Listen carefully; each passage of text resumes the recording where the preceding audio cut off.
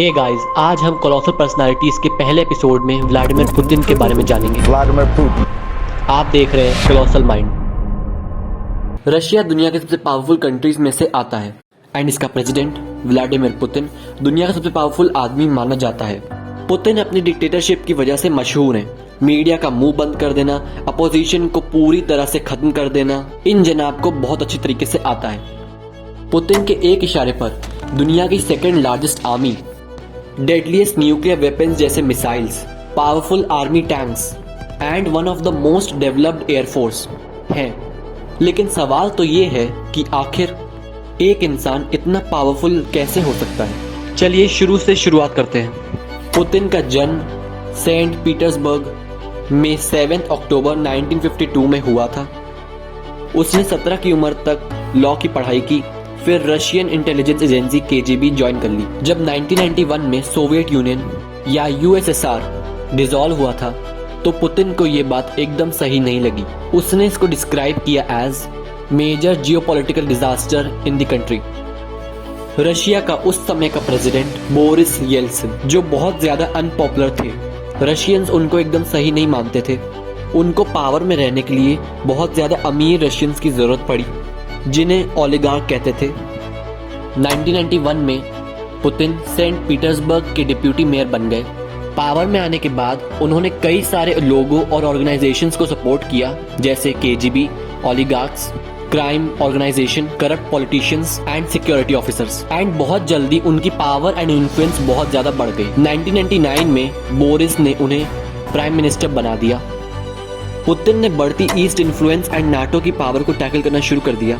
NATO एक organisation थी जो कि यूरोपियन कंट्रीज ने फॉर्म की थी सोवियत यूनियन के अगेंस्ट। जब वर्ल्ड वॉर 2 के बाद यूएसएसआर ने न्यूक्लियर टेस्टिंग की थी। मिड 90s में चेचन वॉरलॉर्ड्स ने रशिया के बॉर्डर्स पर अटैक किया और काफी ज्यादा वायलेंस फैलाया। कई सारे Russian cities including Moscow was bombarded bye them.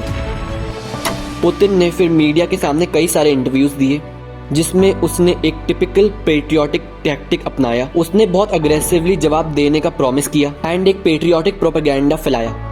इसकी वजह से उसके सपोर्टर्स बहुत ज्यादा बढ़ गए। बॉम्बिंग से पहले 2% थे एंड बॉम्बिंग के बाद 45% हो गए। रशिया ने फिर चिंचन्या पर वॉर डिक्लेयर कर दी। एक साल के अंदर अंदर चिंचन्या वापस रशिया के कंट्रोल में आ गया एंड पुतिन को इमेंस सपोर्ट एंड एप्रिसिएशन भी मिला। 1999 में प्रेसिडेंट बोरिस ने रिजाइन कर दिया एंड पुतिन इंटरिम प्रेसिडेंट बन गए एंड फाइनली पुतिन ने प्रेसिडेंशियल इलेक्शन भी जीत लिया एंड वो रशिया के प्रेसिडेंट बन गए। प्रेसिडेंट बनने के बाद उन्होंने सबको सप्रेस करना शुरू कर दिया। इवन एक ओलिगार्क मिखाइल खोडोगोव्स्की, एक ऑयल मैग्नेट को 14 साल के लिए इम्प्रिजनमेंट मिली थी क्योंकि उन्होंने रशियन गवर्नमेंट को क्रिटिसाइज किया था। पुतिन ने दोबारा से रशिया को सबसे पावरफुल बनाने के लिए सोच लिया था। उसने एक बहुत एडवांस्ड एंड इंटेलिजेंट हैकर को भी अपॉइंट कर लिया था जिनकी मदद से उन्होंने कई सारे एक्ट्स को अंजाम किया था जैसे 2016 में यूएस प्रेसिडेंशियल इलेक्शन को डिस्टर्ब करना, जॉर्जिया में इंटरनेट का ऑफ होना, रशियन इन्वेजन के समय इंटरनेट का फेल होना and important emails and informations को हैक कर लेना।